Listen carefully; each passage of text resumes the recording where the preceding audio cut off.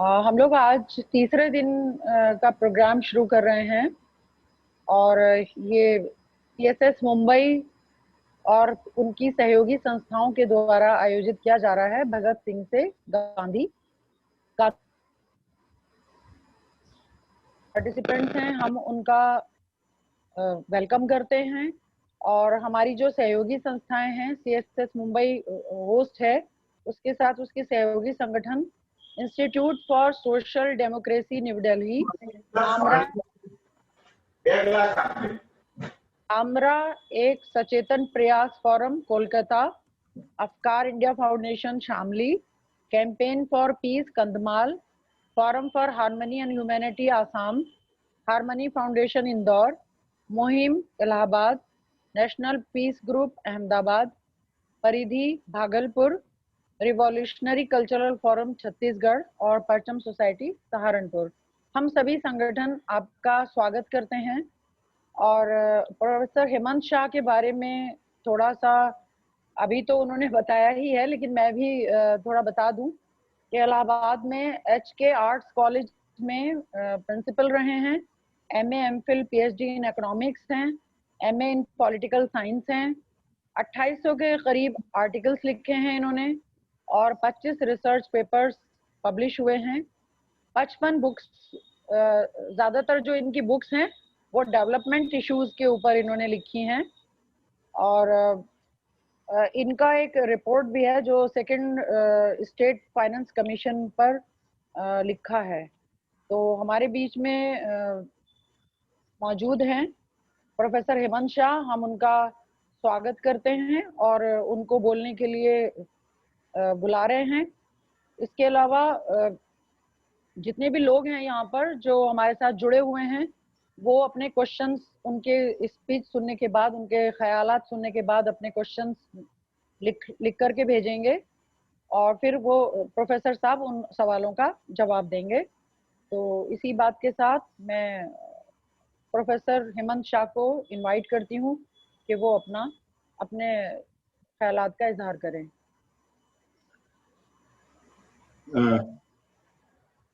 नमस्कार। मैं सभी संस्थाओं का आभारी हूं कि उन्होंने मुझे आप सबसे गांधी जी के लोकतंत्र के बारे में क्या विचार हैं वो प्रस्तुत करने का मुझे मौका दिया।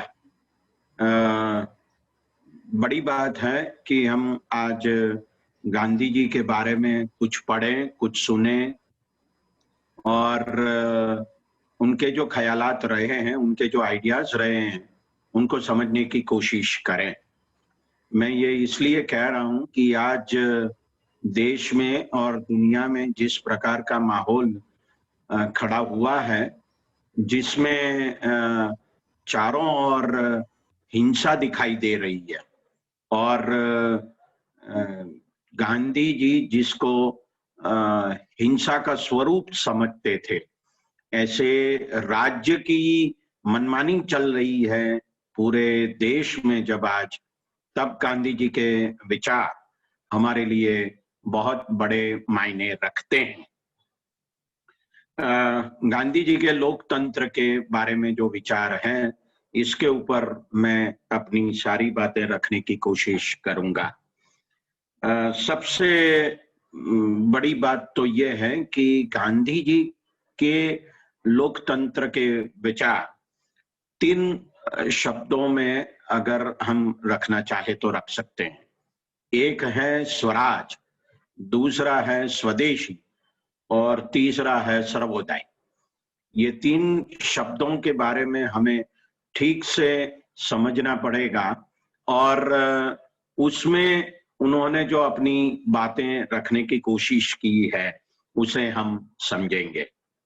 सबसे बड़ी बात तो यह है कि गांधी जी अराज्यवादी थे, एनार्किस्ट थे।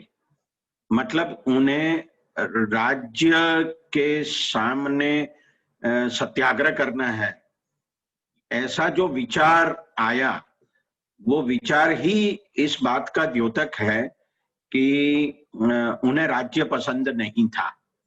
राज्य क्यों पसंद नहीं था? आप बताइए, पूरी दुनिया में एक भी राज्य ऐसा हो कि जो राज्य पुलिस या लश्कर मतलब सेना के बिना अस्तित्व रखता हो?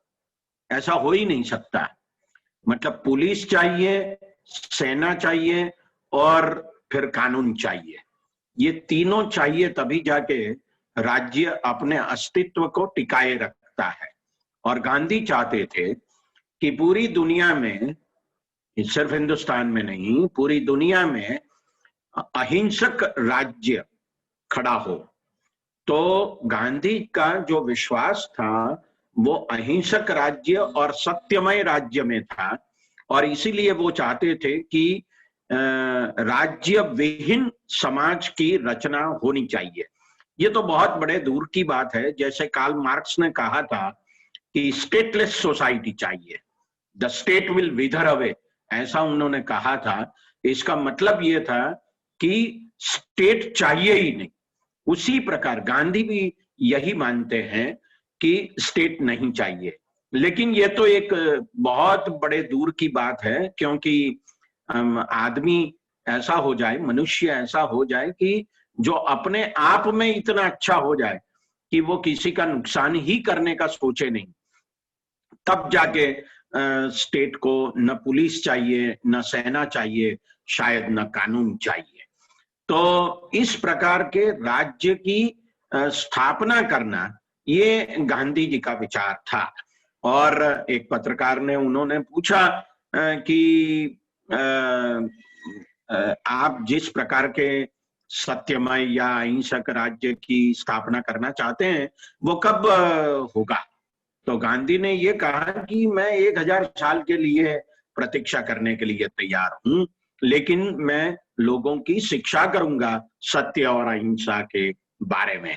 तो ये बात सबसे महत्व की है, और इसीलिए वो राज्य का विरोध करना, ये आम नागरिक का महत्व का हक मानते हैं। क्योंकि राज्य जो हिंसक है और राज्य जो अन्यायी है, उसके प्रति विरोध करना, ये सबसे बड़ी बात गांधी जी की है। मतलब गांधी जी का मतलब सिर्फ आजकल जो समझा जाता है कि आप स्वच्छता रखें, ये स्वच्छता मिशन में गांधी दो चश्मे के दो कांच में उनको बिठाया गया है, और एक और स्वच्छ है, दूसरी और भारत है। मतलब जहां स्वच्छ है वहां भारत नहीं है, जहां भारत है वहां स्वच्छ नहीं है। लेकिन इसका मतलब ये नहीं है कि गांधी सिर्फ स्वच्छता की बात करते हैं, ये तो बहुत मामूली बात है।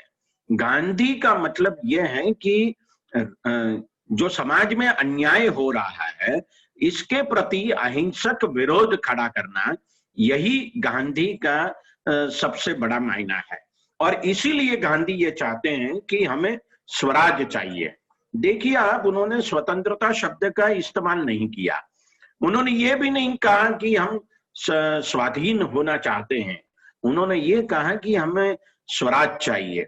और इसीलिए उन्होंने आज से 112 साल पहले हिंद स्वराज करके पुस्तक लिखी, और उस पुस्तक में उन्होंने ये बताया कि ये जो स्वराज है वो किसी देश प्रदेश का स्वराज नहीं है, लेकिन वो हरेक व्यक्ति का स्वराज है। तो ये हरेक व्यक्ति का स्वराज, इसका मतलब क्या होता है? उन्होंने ये हमेशा कहा कि जो आम आदमी है उसका स्वराज होना चाहिए। अगर वो आम आदमी का स्वराज नहीं है तो वो स्वराज, वो स्वतंत्रता किसी काम की नहीं होगी। और इसीलिए उन्होंने जो सर्वोदय के 3 सिद्धांत unto this last John Ruskin की पुस्तक पढ़कर दिए, उसको हमें ठीक तरीके से समझना चाहिए। उन्होंने 3 सिद्धांत दिए सर्वोदय के। एक, सबके कल्याण में ही अपना कल्याण है। दूसरा, वकील एवं न्यायी दोनों के काम की कीमत एक समान होनी चाहिए, क्योंकि दोनों को अपने जीवन यापन प्राप्त करने का अधिकार समान है। और तीसरा, सादा मजदूरी एवं किसान का जीवन ही सच्चा जीवन है। ये तीनों सर्वोदय के सिद्धांत उन्होंने अनटू दिस लास्ट पढ़कर निकाले। ये बहुत बड़ी बात है। अब देखिए, जो लोकतंत्र है उसमें बहुमत की बात होती है। हमेशा ये कहा जाता है कि बहुमत किसके पक्ष पर है वही शासन करेगा और वही जो करेगा वो सच होगा। तो इसकी जो बेसिक फिलोसॉफिकल थियरी है इसकी लोकतंत्र की, वो यह है greatest good of the greatest number. मतलब आप सबसे ज्यादा लोगों का सबसे ज्यादा भला। मतलब ये पूरा लोकतंत्र वो 51-49 के ऊपर खड़ा हुआ है। अगर आप 51 जो बहुमत है उसके ऊपर उनका भला करते हैं, वही अगर निर्णय करते हैं अपने भले का, तो फिर जो 49 लोग हैं उनका कल्याण नहीं होगा तो चलेगा। ये जो पूरा ख्याल है उसके बारे में उन्होंने ये कहा है कि ये सबसे ज्यादा डेरोगेटरी सिद्धांत है, अपमानजनक सिद्धांत है, अवहेलना पैदा करने वाला सिद्धांत है मनुष्य के प्रति। तो ये गांधी का मानना था कि उदय होना चाहिए, विकास होना चाहिए। तो ये विकास किसका होना चाहिए? तो उन्होंने कहा सब लोगों का होना चाहिए। सर्वोदय शब्द जो उन्होंने चुना है इसका मतलब ही यही है कि बहुमत वो अल्पसंख्यक लोगों के ऊपर अपना शासन थोपे, इस प्रकार के लोकतंत्र का विरोध वे हमेशा करते रहे। और उनका ये मानना था कि व्यक्ति की आजादी ये सबसे बड़ी बात है। उन्होंने ये कहा है कि व्यक्ति स्वातंत्र्य के बगैर संभवतः किसी भी समाज का निर्माण नहीं हो सकता। तो उन्होंने जो लोकतंत्र के बारे में ये सोचा, वो ये सोचा है कि व्यक्ति का स्वराज सबसे बड़ी महत्व की बात है। अब इसमें वो व्यक्ति या वो जिस इकाई में रहता है, वो इकाई मतलब एक गांव या एक मोहल्ला या जो प्रदेश में रहता है वो प्रदेश, और जो देश में रहता है वो देश, वो किस प्रकार से अपना राज, अपना शासन वो खड़ा कर सकता है, ये सबसे बड़ी महत्व की बात है। और इसीलिए उन्होंने स्वदेशी का विचार दिया है। मैं ऐसा समझता हूं कि ये स्वदेशी वो सच में व्यक्तियों के लिए या देश प्रदेश के लिए स्वराज लाने की एक चाबी है, एक की है, और उस हिसाब से हमें स्वदेशी को देखना चाहिए। उन्होंने ये कहा है कि स्वदेशी का मतलब ये नहीं है कि मैं किसी देश प्रदेश के लोगों का की अवहेलना करता हूं या इनके प्रति मेरे मन में घृणा है, लेकिन इसका मतलब ये है कि मैं जिस प्रकार स्वदेशी की सेवा करता हूं उसी में ही जो विदेशी है उसकी सेवा आ जाती है। मैं इस विषय के बारे में बहुत ज्यादा बातें नहीं कर रहा क्योंकि वो आर्थिक विचार के ऊपर है, लेकिन आजकल जो आत्मनिर्भरता की बात हो रही है, आत्मनिर्भर भारत पैदा करने की बात हो रही है, वो मुझे लगता है कि एक छल है। वो इसलिए छल है कि जब आप ये कहें कि हमारे यहाँ इस देश का जो फॉरेन डेट है वो बढ़ता जा रहा है, कम से कम 450 अरब डॉलर का हमारा ऋण हो चुका है, विदेशी ऋण हो चुका है, और इस देश में कम से कम 4630 विदेशी कंपनियां काम कर रही है, और जो हमारी सबसे बड़ी कंपनी कहलाती है रिलायंस इंडस्ट्रीज लिमिटेड, वो आजकल अपने शेयर विदेशियों को बेच रही है। तो उस प्रकार से अगर हम क्या आत्मनिर्भर होंगे, हम क्या स्वराज पाएंगे? पूरी दुनिया में आप देख लीजिए, ऐसा कहा जाता है कि कम से कम 60,000 बड़ी मल्टीनेशनल कंपनियां हैं, जिसमें से 1000 कंपनियां ऐसी है कि जिसका टर्नओवर इस दुनिया के कम से कम 130 देशों के बजट से ज्यादा बड़ा है। तो आप जो लोकतंत्र खड़ा कर रहे हैं वो सच में लोकतंत्र नहीं है, लेकिन वो एक छलना है, क्योंकि जो बड़ी कंपनियां हैं वो बड़ी कंपनियां सरकारों के ऊपर हावी हो रही है और जो सरकारें निर्णय ले रही है वो निर्णय इन कंपनियों के फायदे के लिए या मुनाफे के लिए ले रही है। इसीलिए अगर सरकार का विरोध करना है तो गांधी कहते हैं कि सरकार का विरोध करना है, राज्य के निर्णयों का विरोध करना, वो हमारे लिए सबसे बड़ी बात होगी। और इसी के लिए उन्होंने पूरे सत्याग्रह किए। गांधी कहते हैं कि अगर हम दूसरे पक्ष को सुनने के लिए तैयार ही ना हो तो लोकतंत्र की उत्क्रांति असंभव है। मैं फिर से पढ़ रहा हूं, अगर हम दूसरे पक्ष को सुनने के लिए तैयार ही ना हो तो लोकतंत्र की उत्क्रांति असंभव है। इसका मतलब यह हो गया कि हमें जो विरोधी विचार है वो उन विरोधी विचारों को सुनने का स्वभाव बनाना चाहिए, जो आजकल हमारे देश में कम होता जा रहा है। और ऐसा भी लगता है कि पूरा जो राज्य की शासन व्यवस्था खड़ी हो चुकी है वो शासन व्यवस्था न ट्रांसपेरेंट है न अकाउंटेबल है, और उसके सामने अगर कोई विरोध करता है तो उसे देशद्रोही करार किया जाता है। तो सच्ची जो लोकशाही है वो किस प्रकार से खड़ी होगी, सच्चा लोकतंत्र किस प्रकार से बनेगा? उनका कहना यह है, गांधी जी का, कि सच्चा लोकतंत्र केंद्र में बैठे 20 लोगों से नहीं चल सकता, वह तो ठेठ अंतिम तबके से ही चलना चाहिए, हर एक गांव के लोगों द्वारा वह खड़ा हो। यह सच्चा लोकतंत्र है। इसका मतलब यह हो गया कि गांव को विकास करना है कि नहीं करना है वो तय कौन करेगा? तो वो गांव तय करेगा। गांव को पूछिए आप कि आपका विकास करना है कि नहीं करना है। यह विकास बहुत खतरनाक शब्द है।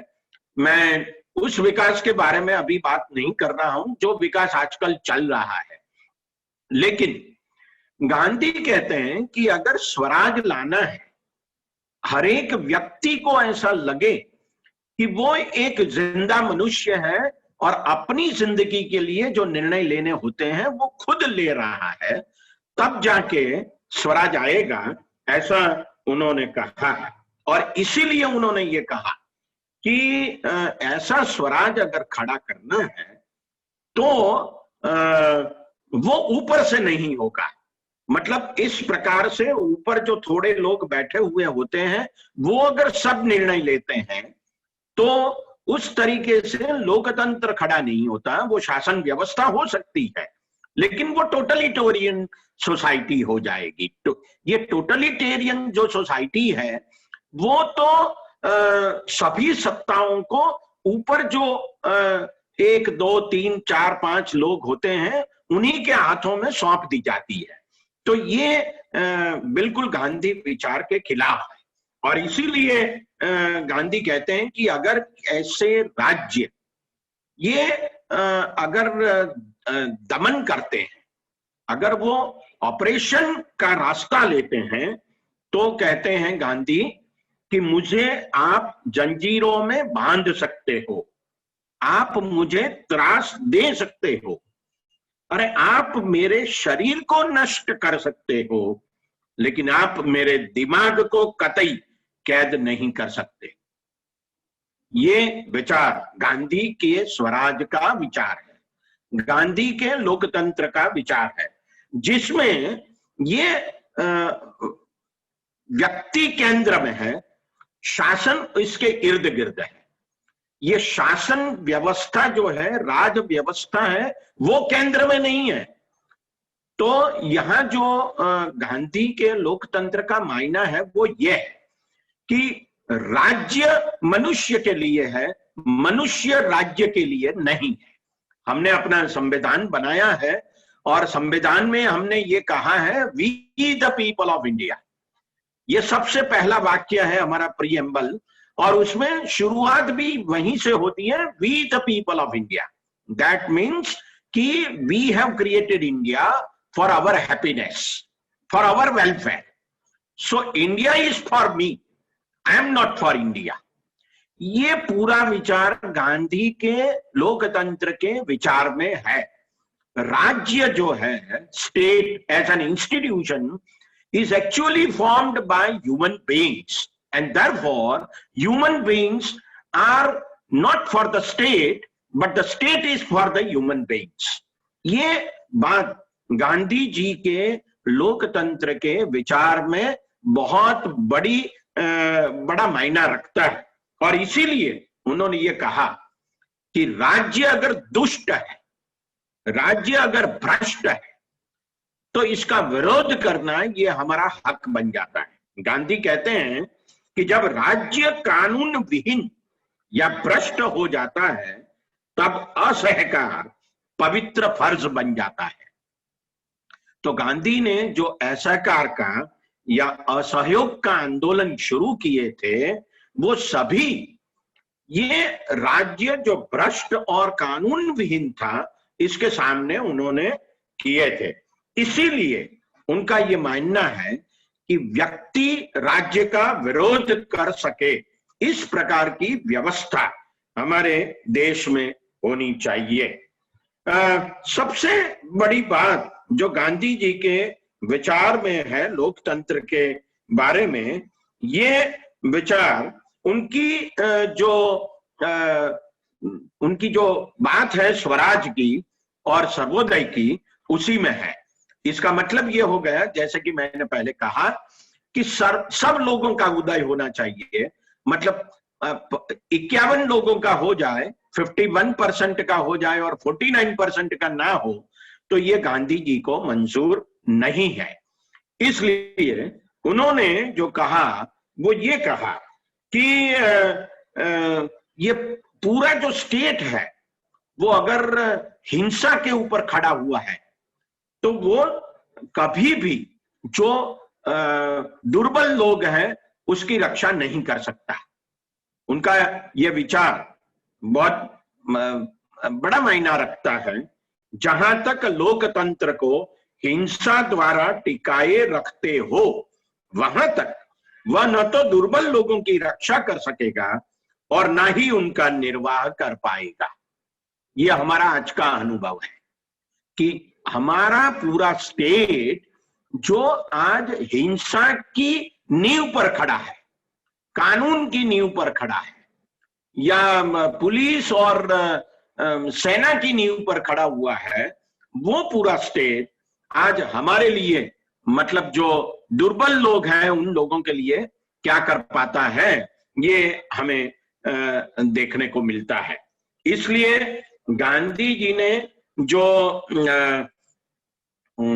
स्वदेशी की बात कही, वो स्वदेशी की बात हमारे लिए बहुत बड़ी महत्व की हो जाती है।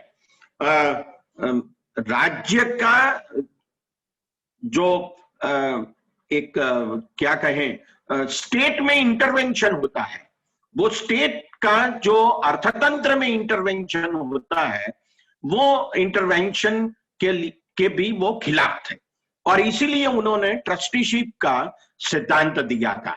उन्होंने ये कहा है कि जिसके पास ज्यादा पैसे हो वे अपने पैसों का इस्तेमाल समाज के कल्याण के लिए करे। हालांकि अगर वो ना करे तो क्या, तब जाके उन्होंने ये कहा कि तब राज्य को कानून बनाना चाहिए और राज्य कानून बना के उनके पैसे ले ले और वो आम लोगों के कल्याण के लिए उसका खर्च करे।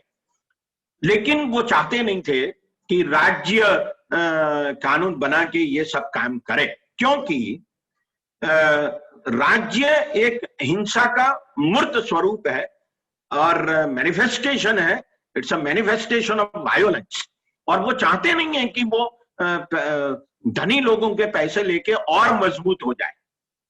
इसलिए उनका जो लोकतंत्र का विचार है वो ये कहना चाहता है कि जो शासन व्यवस्था है वो कम से कम हो, that government is best which governs the list.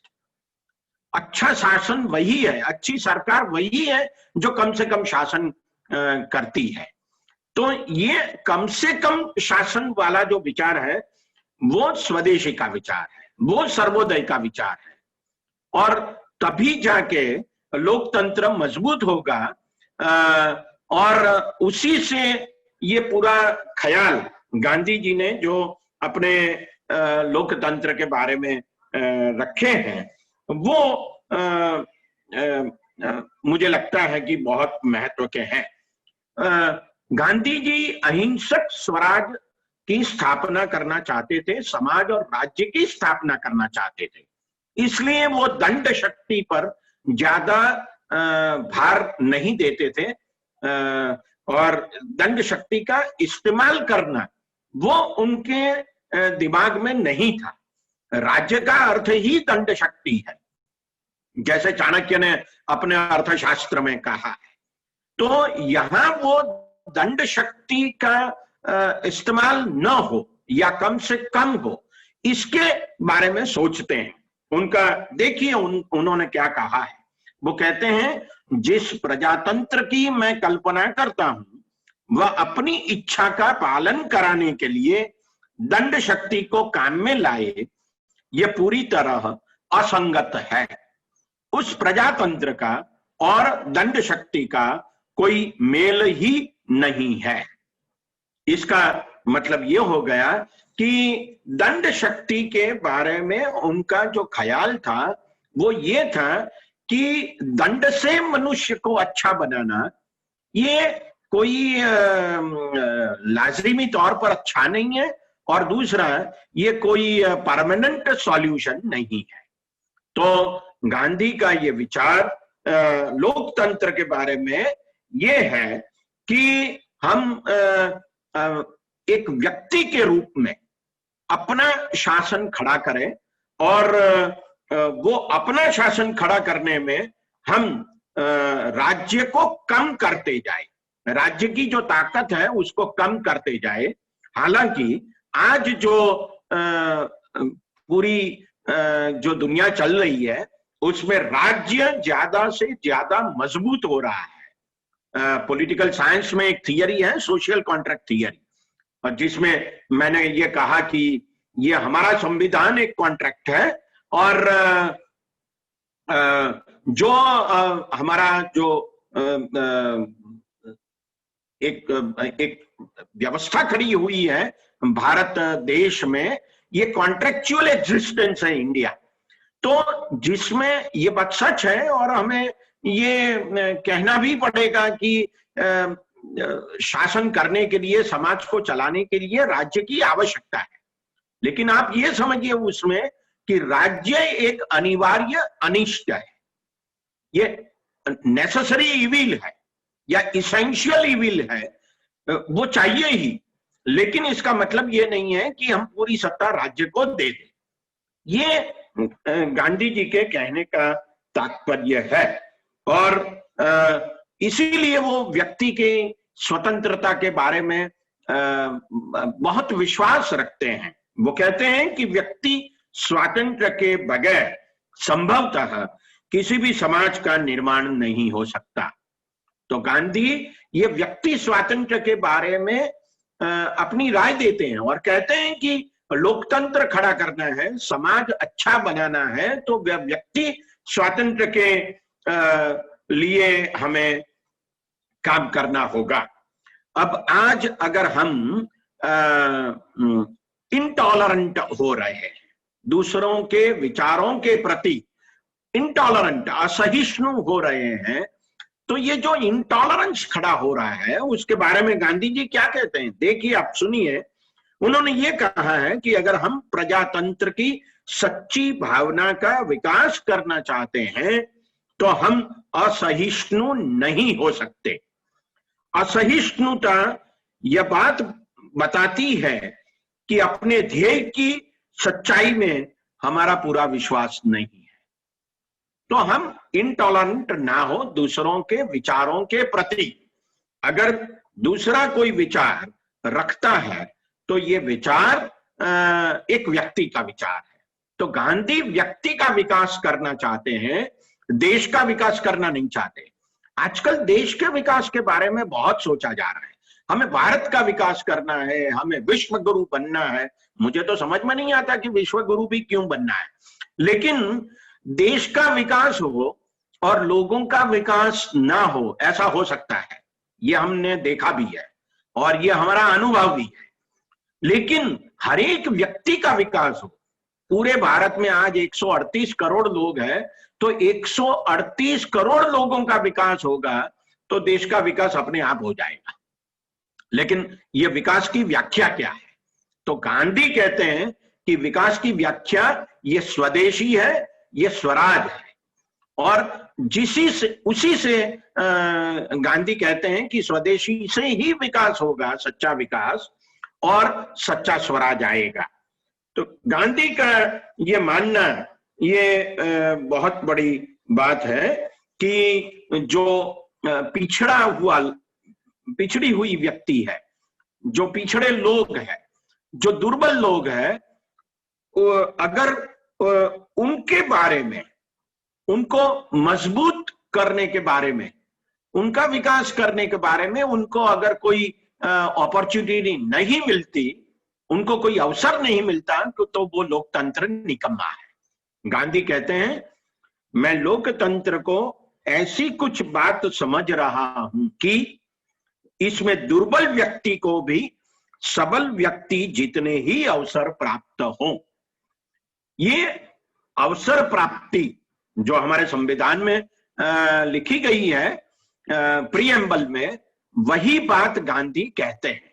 और उनका ये मानना है कि व्यक्ति को अवसर प्राप्त हो अपने विकास के बारे में, यह सबसे बड़ी बात लोकतंत्र की होगी।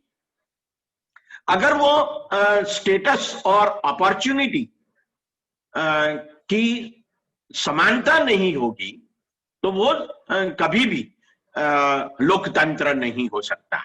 और इसीलिए उन्होंने सर्वोदय के सिद्धांत में दूसरा सिद्धांत ये कहा ना कि वकील और न्यायी की जो आय होती है वो आय एक समान होनी चाहिए, क्योंकि दोनों को अपनी आजीविका प्राप्त करने का, अपना लाइवलीहुड प्राप्त करने का जो अधिकार है वो समान है।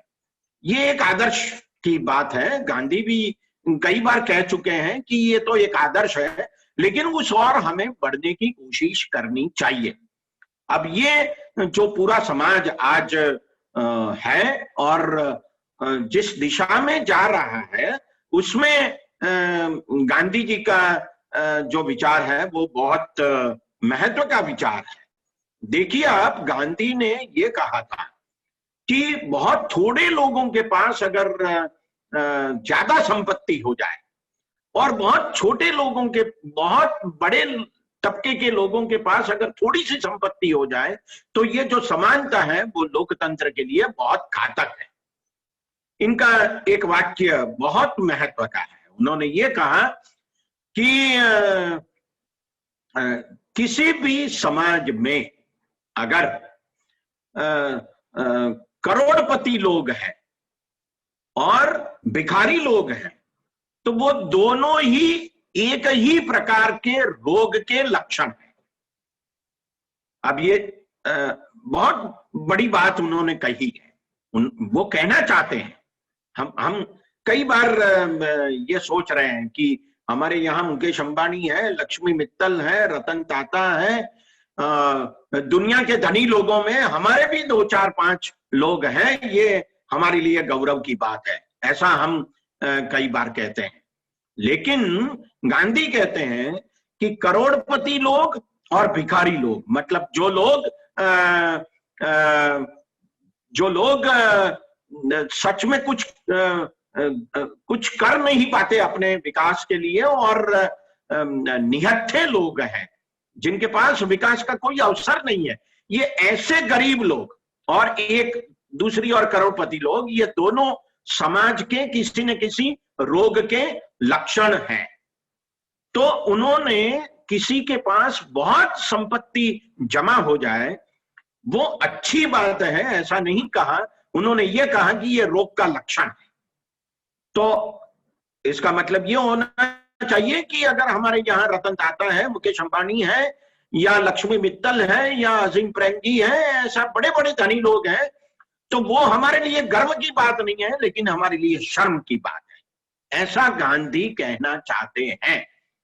तभी जाके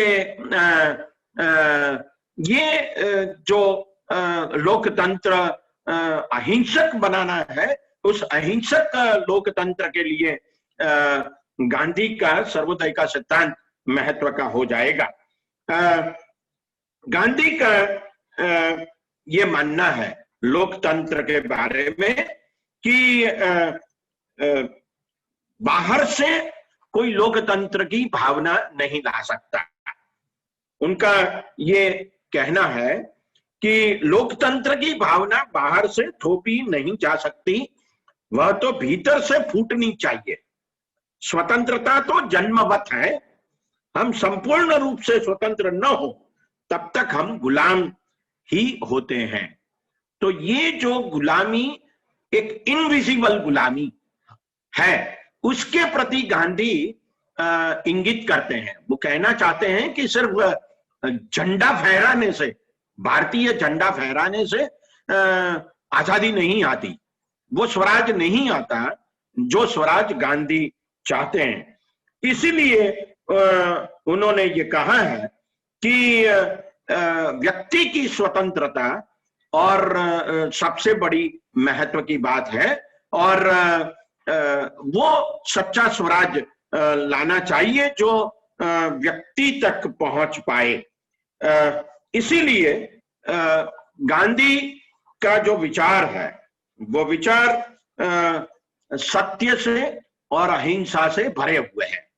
वो राज्य को एक अनिवार्य अनिष्ट समझते हैं और कहना चाहते हैं वे कि जो लोकतंत्र है वो 51-49 का नहीं होना चाहिए, वो पूरे 100 का होना चाहिए। तभी जाके वो लोकतंत्र बन पाएगा, टिक पाएगा और जिसमें व्यक्तियों का विकास हो पाएगा। इसी प्रकार गांधी जी ने जो बातें रखी हैं लोकतंत्र के बारे में, उसमें उन्होंने जो आजकल माहौल है उसके बारे में भी कहना चाहूंगा, क्योंकि व्यक्ति की स्वतंत्रता के बारे में गांधी जी ने लोकतंत्र के में जो कहा, उसमें उन्होंने ये भी कहा है कि मेरा धर्म जिस तरह मुझे अपनी संस्कृति के अनुसार जीवन जीने का आदेश देता है, उसी तरह अन्य संस्कृतियों को नीचा दिखाने को या उनकी अवहेलना करने को मना करता है। मैं फिर से पढ़ रहा हूं, मेरा धर्म जिस तरह मुझे अपनी संस्कृति के अनुसार जीवन जीने का आदेश देता है, उसी तरह अन्य संस्कृतियों को नीचा दिखाने को या उनकी अवहेलना करने को मना करता है। अब देखिए ये किस प्रकार का लोकतंत्र हमारे यहाँ चल रहा है, जिसमें यह कहा जा रहा है कि हिंदुत्व ही एक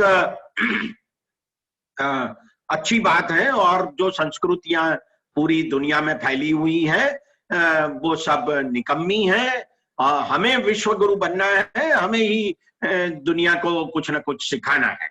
गांधी जी ने जो लोग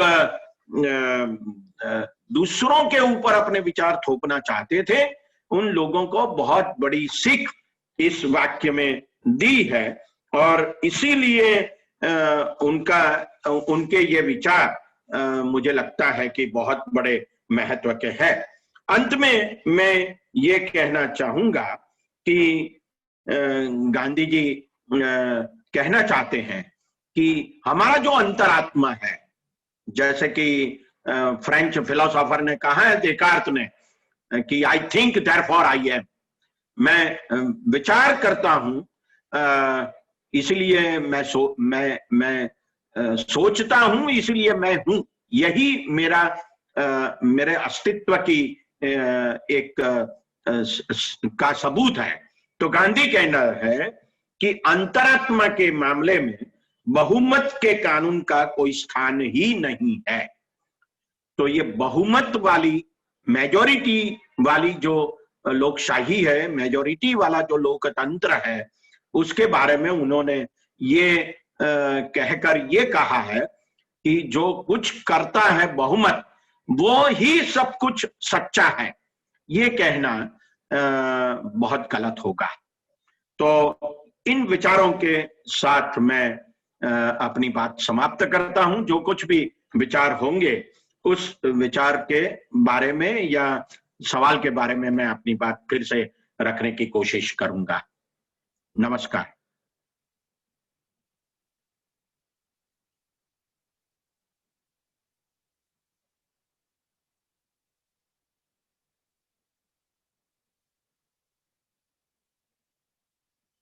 हेलो। अभी हमारे बीच में डॉक्टर प्रोफेसर हेमंत कुमार शाह ने गांधी जी के बारे में अपने विचार रखे और कुछ सवाल भी हैं, लेकिन जब जो उन्होंने अभी बताया है वो बहुत ही महत्वपूर्ण विचार हैं। और उन्होंने सर्वोदय के बारे में, स्वराज के बारे में, बहुमत के बारे में और एक स्वदेशी के बारे में जो गांधी जी के विचार थे उनके बारे में विचार रखे। और ये हमें पता चला कि गांधी जी का जो नजरिया था वो हर व्यक्ति को ताकत देने का था, हर व्यक्ति को समान बराबरी देने का था। स्वदेशी और आत्मनिर्भर का मतलब जो आजकल लिया जा रहा है कि कुछ ही मल्टीनेशनल कंपनियों का, जैसे उन्होंने जिक्र किया कि वो बस वही ताकत में है, तो ऐसा नहीं है कि जो धन है वो कुछ ही लोगों के हाथ में केंद्रित हो जाए और बाकी लोग जो हैं वो गरीब से गरीब तर होते चले जाएं। ऐसा उन्होंने हमारे बीच में रखा, जो कि आजकल हम देख भी रहे हैं अपने देश में कि ट्रांसपेरेंसी या अकाउंटेबिलिटी भी होनी चाहिए। और अगर कोई उस पर सवाल उठाता है तो उसको देशद्रोही नहीं समझा जाना चाहिए, ये भी उन्होंने हमें बताया। उसके अलावा उन्होंने कहा कि स्वराज में हर व्यक्ति को निर्णय लेने की शक्ति होगी और गांधी का जो लोकतंत्र है उसमें व्यक्ति केंद्र में है, न कि सत्ता। क्योंकि सत्ता भी व्यक्तियों ने ही सत्ता को लेकर के आए हैं या शासन को लेकर के आए हैं। तो ये भी उन्होंने हमें बताया और हमें प्रियम्बल के बारे में बताया कि we the people of India, ये यहाँ से शुरू हो रहा है हमारा संविधान। India is for me, state is for human being, ये भी उन्होंने हमें बताया। और अगर जो राज्य दुष्ट है, राज्य खराब है, तो उसका विरोध करना भी हमारा फर्ज है, ये उन्होंने हमें बताया गांधी जी के विचारों से लेकर के। और उसके अलावा उन्होंने हमें बताया कि गांधी जो है वो जैसे कि आज असहिष्णु समाज हो रहा है और गांधी का तो पूरा जो एक थ्योरी है, गांधी के जो विचार हैं वो सहिष्णुता पर आधारित हैं। तो उन्होंने सहिष्णुता और असहिष्णुता के बारे में भी हमें बहुत अच्छे से समझाया और बताया कि निहत्थे लोग या गरीब लोग जो हैं वो अगर एक तरफ बहुत ज्यादा गरीब लोग हैं और एक तरफ कुछ अमीर लोग हैं तो ये भी एक रोग का लक्षण है, ये रोग है, इससे हमें खुश नहीं होना चाहिए। ये एक देश का एक रोग है। और स्वराज का मतलब है कि हर व्यक्ति को बराबरी की ताकत मिलनी चाहिए और यही सच्चा लोकतंत्र है जो गांधी जी का लोकतंत्र है।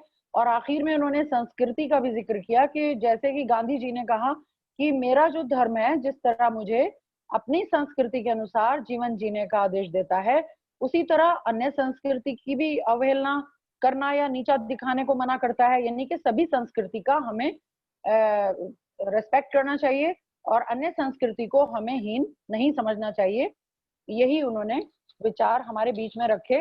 अब हम जो हमारे बीच में क्वेश्चंस आए हैं उसको देखेंगे।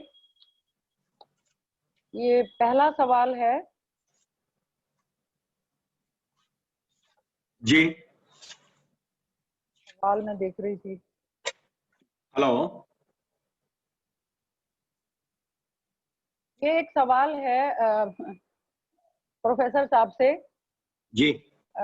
ये कह रहे हैं कि सर्वधर्म समभाव का लोकतंत्र से रिश्ता रेखांकित कीजिए। ये कह रहे हैं कि सर्वधर्म समभाव का लोकतंत्र से क्या रिश्ता है?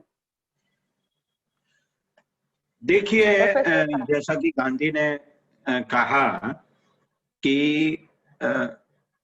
मैं अपनी संस्कृति या अपने धर्म के बारे में ये सोचूं कि ये ही सबसे सच्चा है धर्म और सबसे अच्छा है और उसी प्रकार सारी दुनिया जीनी चाहिए, तो ये तो कोई लोकतंत्र की बात ही नहीं है। आप अपनी संस्कृति, अपना धर्म, अपनी मान्यताएं दूसरों के ऊपर थोप रहे हो।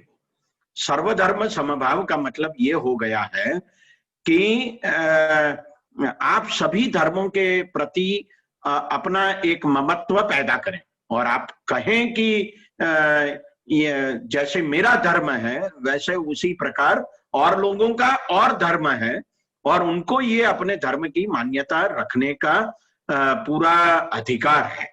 तो आपको सहिष्णु बनना चाहिए। आपको जो हरेक धर्म ये समानता का जो संदेश देता है उसको मान्य रखना चाहिए। अगर ये समानता हमारे विचारों में आएगी तभी जाके हम दूसरों का आदर करना सीखेंगे। लोकतंत्र का मायना यही है। आप किसे लोकतंत्र कहते हैं? लोकतंत्र का मायना यही है कि हर एक व्यक्ति को अपनी आजादी है और वो आजादी गांधी तीन तरीकों से चाहते हैं। दो नहीं, 3 तरीकों से चाहते हैं। एक, मनुष्य गुलाम है राज्य का, दूसरा है वो बाजार का और तीसरा है वो धर्म का। तो ये तीनों प्रकार की गुलामी से मनुष्य को आजादी चाहिए और वो ये आजादी पाने की बात करते हैं और इसीलिए वो चाहते हैं, जैसे वो कहते हैं कि ईश्वर अल्लाह तेरो नाम सबको सन्मति दे भगवान, रघुपति राघव राजा राम। तो ये ईश्वर को और अल्लाह को और गॉड को एक साथ बिठाने का जो काम है वो गांधी करना चाहते हैं और इसीलिए उसे व्यक्ति की आजादी के साथ और लोकतंत्र के साथ हमें देखना चाहिए। जी, हमारा दूसरा सवाल है, जो मेजॉरिटी वाला लोकतंत्र कहता है उसी को सच समझना गलत होगा, लेकिन लोकतंत्र की नींव भी मेजॉरिटी वोट से ही स्थापित होती है, तो इसको हम कैसे समझेंगे? देखिए, इसका मतलब ये हो गया, हम जानते हैं जो आज की सरकार है वो 37% वोट से सत्ता में बैठी है। उससे पहले वो 2014 में 31% वोट से बैठी थी। अब जो वोट करने जा रहे हैं वो 60% के करीब होते हैं। 60 या 65% लोग इस देश में वोट करते हैं। उसमें से फिर 37% लोग ऐसे हैं जो जिन्होंने एनडीए को वोट दिया और वो आज सत्ता में बैठे हैं। इसका मतलब ये हो गया कि पूरी जो आबादी है उसमें तो वो अल्पमत है, वो बहुमत नहीं है। अब सवाल इस बात का है कि ये जो व्यवस्था खड़ी हुई है वो तो हमारे लिए एक अनिवार्य अनिष्ट है। इसका मतलब ये नहीं है कि जो 37% जिन्होंने वोट पाया है वो अपनी मनमानी सत्ता में बैठकर करे। ये एक रास्ता है शासन व्यवस्था चलाने का। तो गांधी ये कहना चाहते हैं कि जिनके पास बहुमत है वो अगर अल्पमत को, अल्पसंख्यकों को, ये मतलब माइनॉरिटी वोट्स को, जिन्होंने सत्तानशीन लोगों को वोट नहीं दिया है, उन लोगों को अगर वो दबाएं, उनके ऊपर दमन करें, तो वो लोकतंत्र नहीं है। ये एक व्यवस्था है जो हमने सोची समझी दिमाग से अपनी ये व्यवस्था खड़ी की है। ये बात सच है कि हम जिस प्रकार का लोकतंत्र आज चल रहा है, जिसका सबसे बड़ा यूटिलिटेरियन जो कंसेप्ट है, greatest good of the greatest number वाला कंसेप्ट जो जेरेमी बेंथाम ने दिया था, सवाल इस बात का है कि वो ये कहना चाहते हैं कि मुझे सर्वोदय चाहिए, सबके विचारों को साथ में लेकर मुझे विकास करना है, सबके विचारों को साथ में लेकर इस देश को चलाना है, दुनिया को चलाना है। आप देखिए ना कि जिस प्रकार से लोकतंत्र पूरी दुनिया में चल रहा है उसके खिलाफ है गांधी जी। वो कहना चाहते हैं कि ये व्यवस्था है, इसका मतलब ये नहीं है कि जो अल्पमत लेकर भी बैठ जाते हैं सत्ता में वो अपनी मनमानी करे। ये इसीलिए उन्होंने ये कहा कि राज्य का विरोध करना ये हमारा अधिकार है, या अगर हम राज्य का विरोध नहीं करेंगे तो आप समझिए कि हम गुलाम हो जाएंगे। तो हमें इस गुलामी से बाहर निकलना है। बाजार की गुलामी से बाहर निकलने के लिए उन्होंने ये कहा कि हमें स्वदेशी का पालन करना पड़ेगा। जहां तक हो सके वहां तक हमारे नजदीक जो चीजें पैदा होती है उन्हीं चीजों का इस्तेमाल हमें करना होगा। और तीसरी बात उन्होंने ये कही कि धर्म से भी हम गुलाम हैं, तो हम वो धर्म की गुलामी भी छोड़ दें। ये मैं उसके विस्तार में नहीं जा रहा हूं, लेकिन उनका कहने का तात्पर्य यह है कि समानता तब तक नहीं आ सकती जब हम दूसरों के विचारों का भी सम्मान करें। जी, अगला क्वेश्चन है, गांधी जी के विचार लोकतंत्र के परिप्रेक्ष्य में इतने उम्दा हैं, तो आज के दौर में गांधीयन इंस्टीट्यूशन क्यों खामोश हैं? ये तो उन्हीं इंस्टीट्यूशंस को पूछना पड़ेगा। मैं तो अहमदाबाद में गांधी जी द्वारा स्थापित गुजरात विद्यापीठ जो डीम्ड यूनिवर्सिटी है 1960 से करीब, उसी में पढ़ा हुआ हूं। मैं उसके बारे में कुछ नहीं कहूंगा। गांधी जी का जो आश्रम अहमदाबाद में है या ऐसी कई संस्थाएं हैं जो गांधी जी के नाम पर चलती हैं, यूनिवर्सिटीज में गांधी जी के कोर्सेज के प्रोफेसर्स हैं, वो आजकल इस दौर में जहां दमन का दौर चल रहा है, जहां टोटलिटेरियन सोसाइटी खड़ी करने का दौर चल रहा है, वहां कुछ बोल नहीं रहे हैं। मैं ऐसा समझता हूं कि जो गांधी विचार में श्रद्धा रखने वाले लोग हैं या ऐसा सोचते हैं कि हमें एक अहिंसक और सत्यमयी समाज की ओर जाना है, गांधी जी के बताए हुए रास्ते पर चलना है, अगर वो इस दौर में सत्ता के सामने अपने कुछ विचार नहीं रखते या नहीं बोलते, नहीं लिखते, तो मुझे लगता है कि वो सिर्फ नाम के लिए गांधीवादी है। मैं ऐसा समझता हूं कि लोभ में से या लालच में से बाहर निकले और डर से बाहर निकले, तभी जाके आप अपनी आजादी की रक्षा कर पाते हैं। तो आजकल जो गांधी जी द्वारा स्थापित या गांधी जी के नाम पर चल रही संस्थाएं हैं, या तो वो लालच में पड़ी हुई है या तो वो डर से क्षुब्ध है। जी, ये इकराम हुसैन शाद साहब पूछ रहे हैं कि क्या धर्म से अलग होकर जीने की बात करते थे गांधी जी?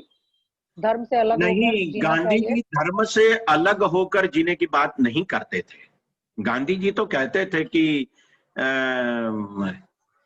प्रार्थना ही आत्मा की खुराक है। तो गांधी तो बहुत श्रद्धालु आदमी थे और उनका तो ये मानना भी था कि ईश्वर के प्रति जो श्रद्धा है वो बहुत बड़ी बात है, लेकिन धर्म वो कभी भी पैरोशियल नहीं होना चाहिए। अपना धर्म सबसे श्रेष्ठ है और दूसरा कोई धर्म निकम्मा है, बेकार है, हमारे खिलाफ है, ये सारी बातें गांधी जी को स्वीकृत नहीं थी।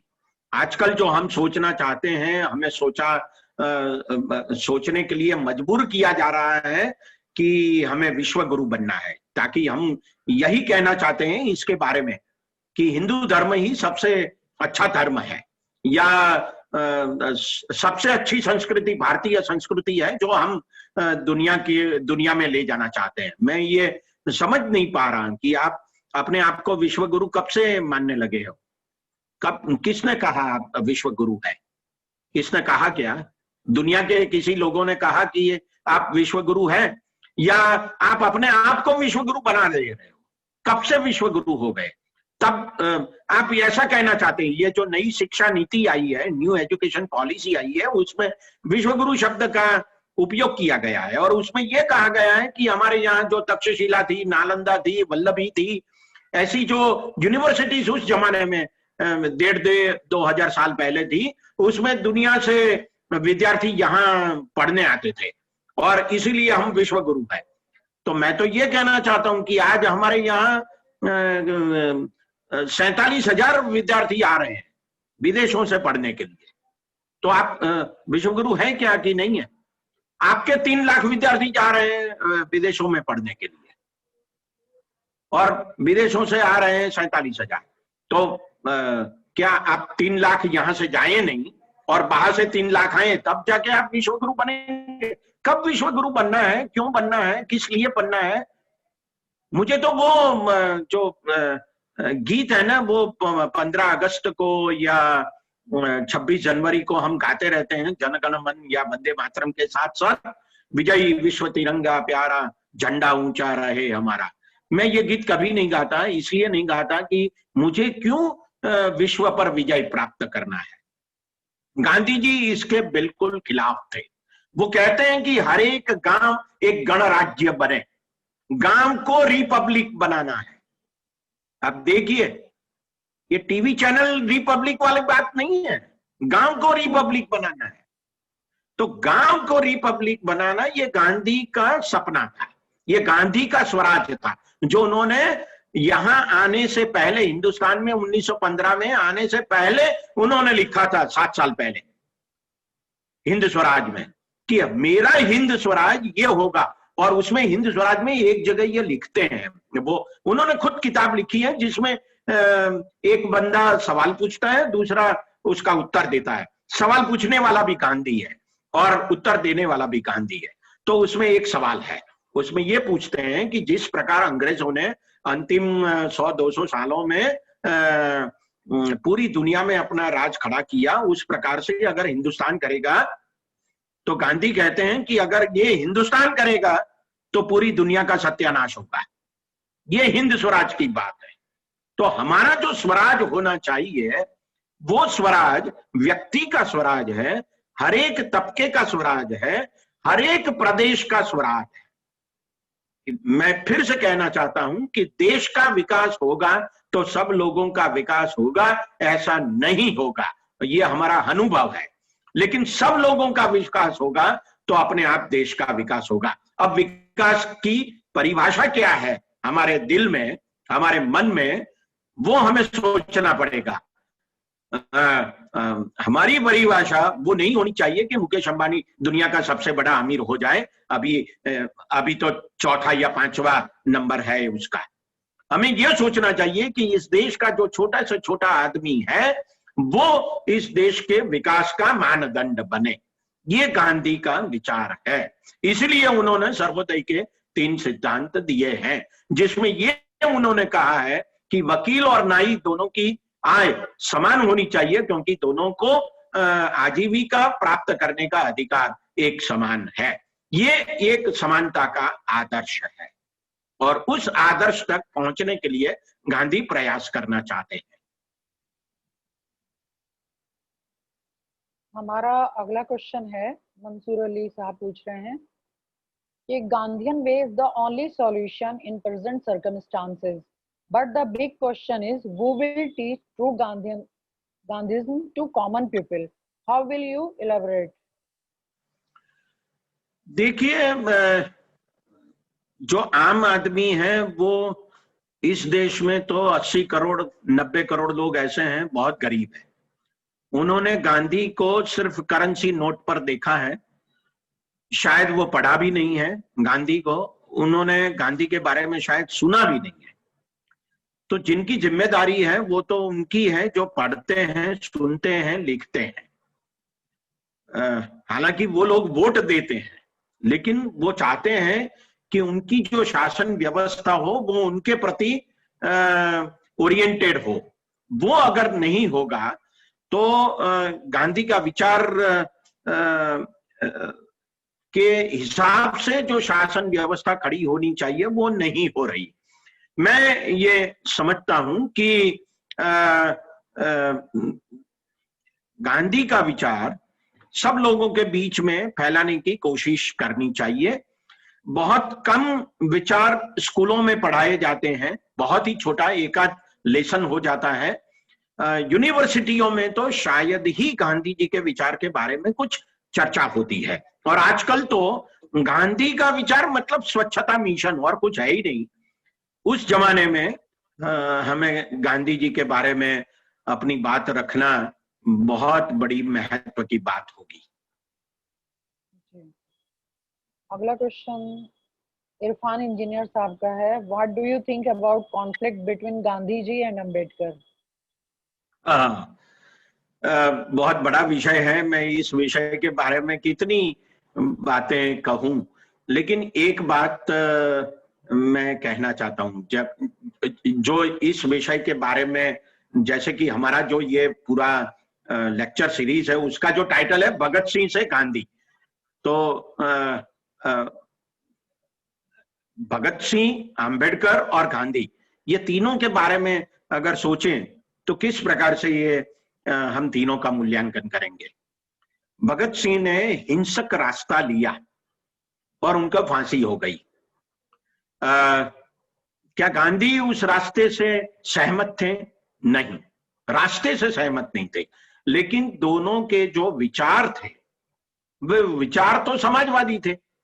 गांधी खुद कहते हैं कि मैं सबसे बड़ा समाजवादी हूं।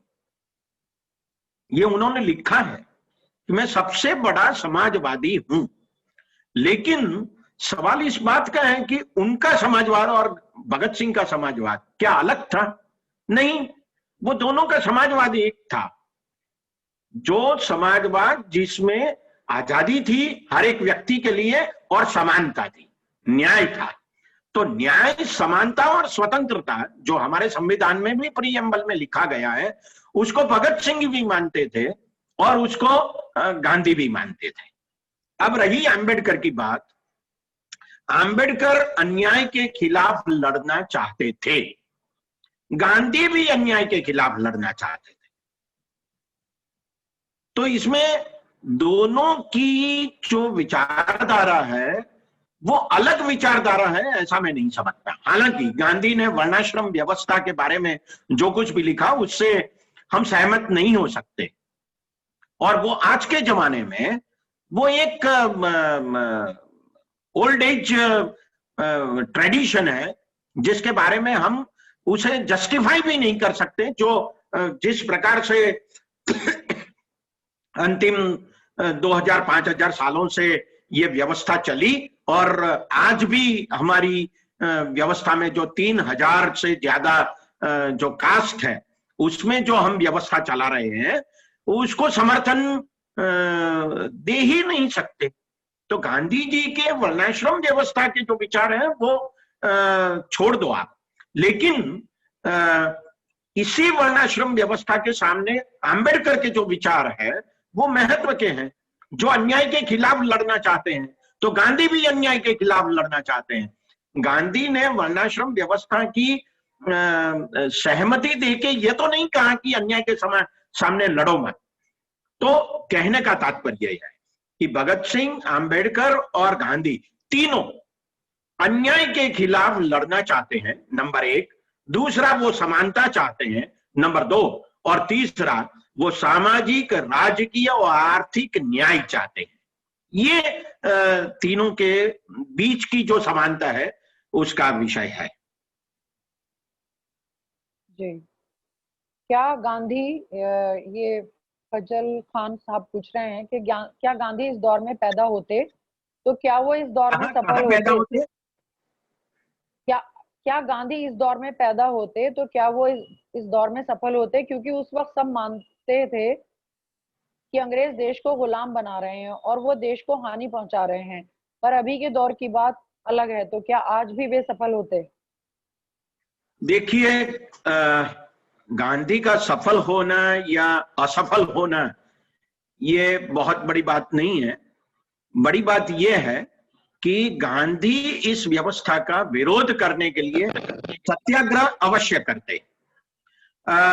2008 में जब बहुत बड़ी मंदी आई अमेरिका में और उसका असर पूरी दुनिया में हुआ, हमारे यहाँ भी 8 और 10 तक चली ये मंदी, तब न्यूयॉर्क शेयर मार्केट के सामने एक आंदोलन खड़ा हुआ उसको ऑक्यूपाई वॉल स्ट्रीट आंदोलन कहते हैं। उस आंदोलन में हजारों लोग जुड़े और वहां उन्होंने प्रदर्शन किए। उस प्रदर्शन में एक बंदा था जो प्ले कार्ड लेके खड़ा हुआ था। वो आंदोलन किसके सामने था? शेयर मार्केट के सामने था, मतलब प्राइवेट कंपनियों के सामने था। और उसमें एक बंदा प्ले कार्ड लेके खड़ा हुआ था और उसमें उस प्ले कार्ड पर लिखा था, had Gandhi been alive he would have been here. अगर गांधी जिंदा होते तो वो इस विरोध में यहां शामिल होते। मुझे लगता है कि इस सवाल का मैंने उत्तर दिया है। गांधी राज्य का विरोध करते जहां तक राज्य हिंसक है, और गांधी बाजार का मतलब ये करते हैं कि वो शोषण की व्यवस्था है, तो उसका विरोध करते ही। इसीलिए उन्होंने स्वदेशी का व्रत अपने 11 व्रतों में शामिल किया है। तो मैं ऐसा समझता हूं कि आज के दौर में गांधी का जो विचार है वो सबसे ज्यादा रेलेवेंट है। वो इसलिए रेलेवेंट है कि वो अहिंसक समाज की ओर जाने का कुछ रास्ता दिखाती है। और गांधी की जो विचारधारा है वो ये मानने के लिए हमें मजबूर करती है कि देखिए आप, जो अस्वाभाविक घटनाएं, हिंसा है, वही इतिहास बनती है, इतिहास में लिखी जाती है।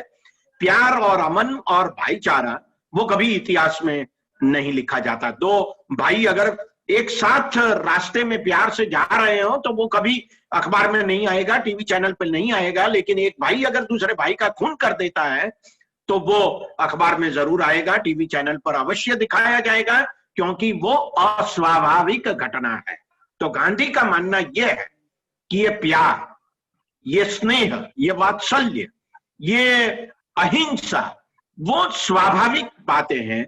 जो अस्वाभाविक है उसको कम करते करते जाओ, तभी जाके इस पूरी दुनिया में अमन चैन फैलेगा। इसीलिए अगर वो आज जिंदा होते, इस दौर में जिंदा होते, तो इस सरकार के विरोध करने के लिए उन्होंने सत्याग्रह अवश्य किया होता। जी जी। एक क्वेश्चन और रह गया है इकराम हुसैन साहब का। भगत सिंह से गांधी के मतभेद के क्या कारण थे?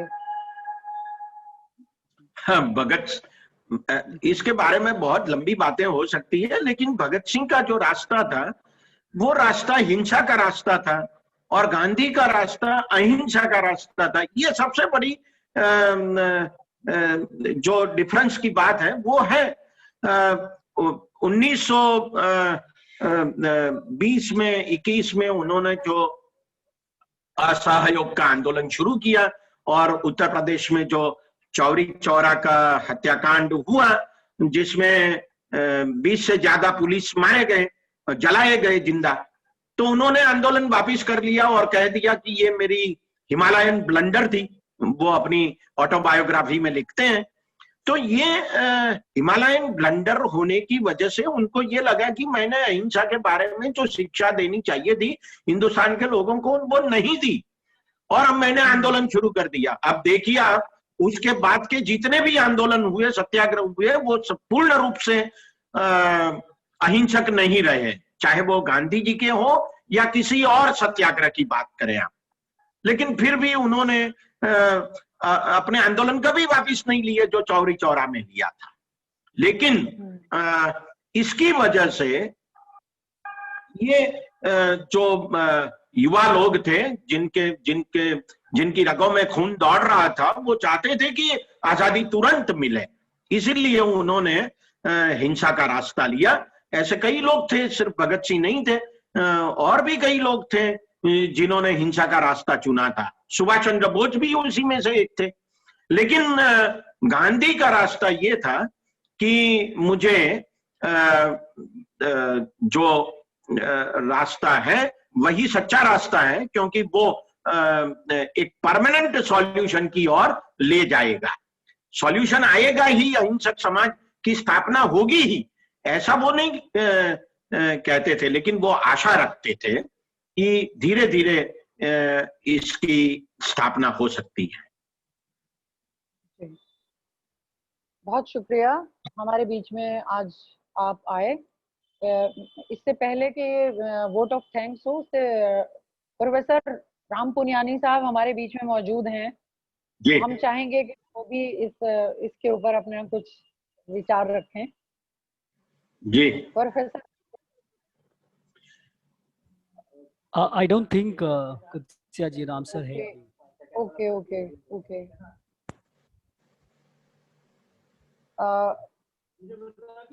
मैं सभी अभी सारे सवाल का जवाब प्रोफेसर साहब ने दे दिया है और मुझे लगता है कि सभी ने उसको समझा है। और मैं सभी जितने भी लोग इस प्रोग्राम में इस लेक्चर में मौजूद हैं उनका हम थैंक्स करते हैं सभी को।